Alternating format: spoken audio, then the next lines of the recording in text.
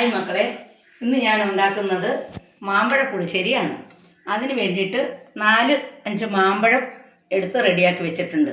പിന്നെ അതിലേക്ക് ചേർക്കേണ്ട കാര്യങ്ങൾ, കാന്താരിമുളക് അരച്ചതാണ് ഞാൻ വെച്ചിരിക്കുന്നത്. കാന്താരിമുളക് വേണം, പിന്നെ പച്ചമുളക്, കറിവേപ്പില, പിന്നെ ചുവന്നുള്ളിയൊക്കെ നമ്മൾ കടുക് വറുക്കാൻ നേരത്താണ് ഉപയോഗിക്കുന്നത്. പിന്നെ തേങ്ങ അരച്ച് വെച്ചിട്ടുണ്ട്, തൈര് അടിച്ച് വെച്ചിട്ടുണ്ട്. അപ്പോൾ നമുക്ക് ഈ മാമ്പഴം വേവിക്കാൻ വെക്കാം. കാന്താരിമുളക് ഇട്ടാണ് വേവിക്കുന്നത്.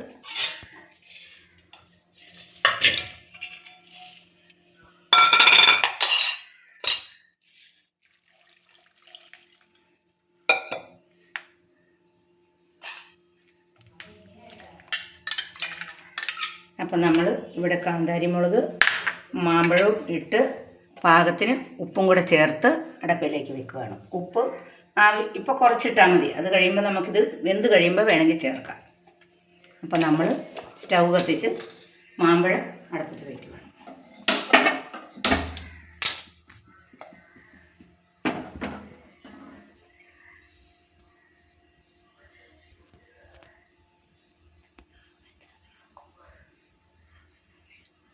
ഒരു 10 മിനിറ്റ് വെന്താൽ മതി മാമ്പഴം.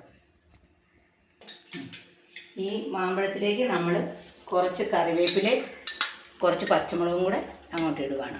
അപ്പോൾ ഇത് നന്നായിട്ട് വേകട്ടെ.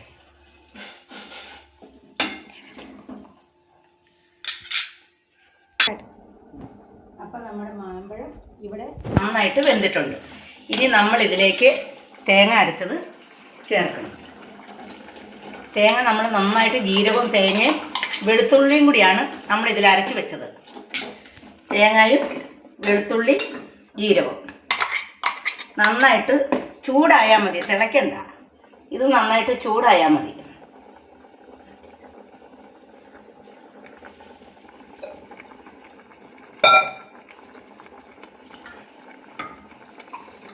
നമ്മൾ ഈ തേങ്ങ അരച്ചതിൽ ഒരുപാട് വെള്ളമൊന്നും ഇതിൽ വെക്കണ്ട, ശകലം വെള്ളം.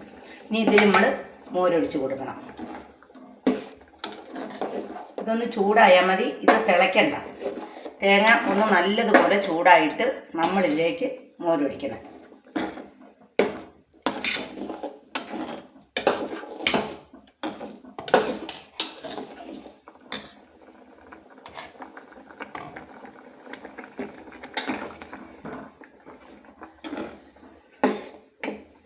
അപ്പോൾ ഇതിൽ മഞ്ഞപ്പൊടിയും ഉപ്പും ഇട്ടിട്ടുണ്ട്. ഇനി പോരാതെ വന്നെങ്കിൽ ഒരു ശകലം മഞ്ഞപ്പൊടിയും കൂടി ഉപ്പും കൂടി ചേർത്താൽ മതി. അപ്പോൾ നമ്മളിതിലേക്ക് തൈര് ഒഴിക്കുക. തൈര് നമ്മൾ ഇതിലേക്ക് ഒഴിച്ചു കൊടുക്കുക.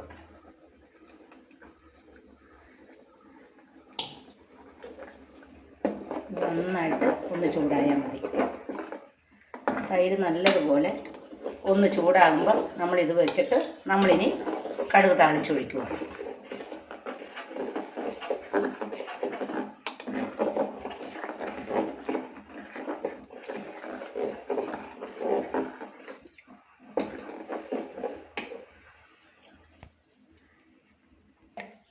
ഇനി ഇതേ മാമ്പഴ പുളിശ്ശേരി ഇവിടെ റെഡിയാക്കി ഇറക്കി വെച്ച് നമ്മൾ കടുക് താളിച്ച് ഒഴിക്കാൻ പോവുക. അതിനായിട്ട് നമ്മൾ എണ്ണ വെച്ച് ഒഴിക്കും.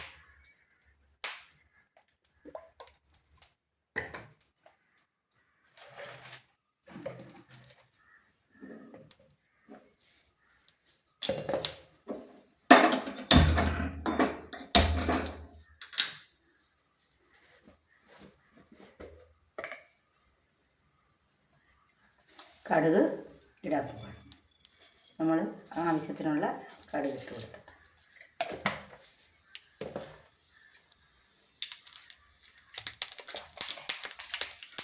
കടുക് കൂട്ടി തീരുമ്പോൾ നമ്മൾ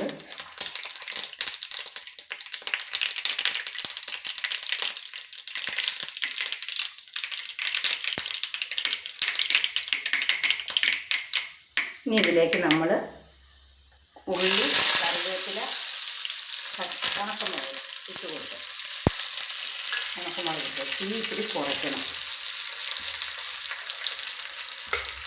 ഇത് നന്നായിട്ട് വെച്ച് നന്നായിട്ട് ചുമന്ന് കഴിയുമ്പോൾ നമുക്ക് ഇത് കറിയിലേക്ക് ഇട്ട് കൊടുക്കാം.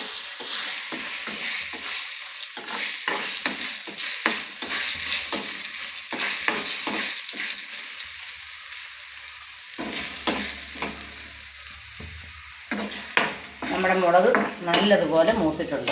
ഇനി നമ്മൾ ഈ കറിയിലേക്ക് ഈ വറുത്ത് വെച്ചിരിക്കുന്നത് ഇട്ട് കൊടുക്കുക.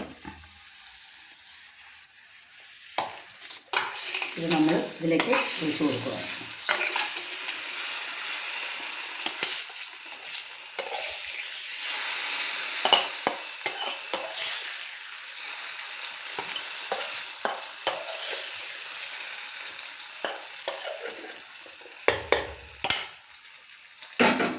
അങ്ങനെ നമ്മുടെ